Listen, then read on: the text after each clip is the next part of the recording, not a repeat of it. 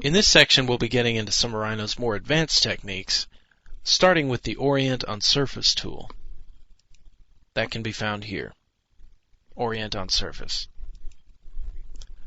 To start with, I'm going to create a sphere, and then I'm going to deform it a little bit. To do that, I want to rebuild it and add a few points. Turn on my control points. And now I'm just going to rebuild it slightly.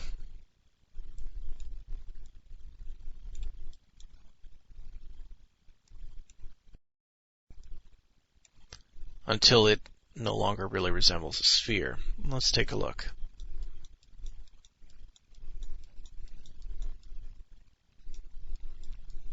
So right now we're going to sort of pretend that this is a face.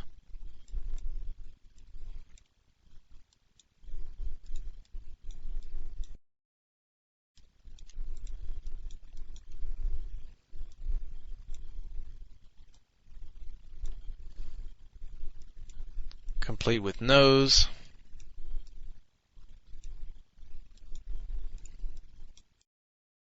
So we've got an extremely basic character face here.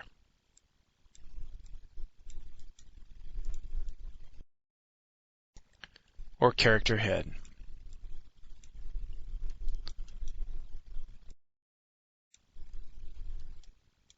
Now it probably wouldn't hurt to give him a little bit of a chin before we get started.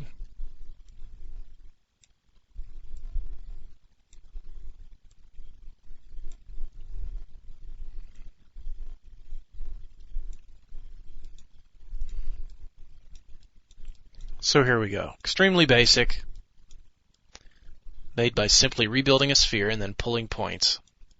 But for our purposes, it will suffice. Now I'm going to create a second sphere, a very small one. Now I'm going to go to Transform, Orient on Surface. Point to orient from, surface to orient on.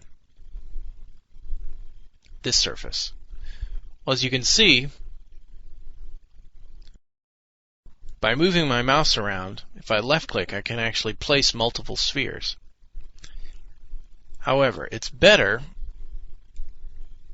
if we actually attach the small sphere to the large one from the beginning. And now let me show you the difference. Point to orient from, there, surface, and here we go. Now why don't I maximize my window? As you can see, I'm constantly left-clicking and actually placing multiple spheres. And they're all sticking to the shape of my head here.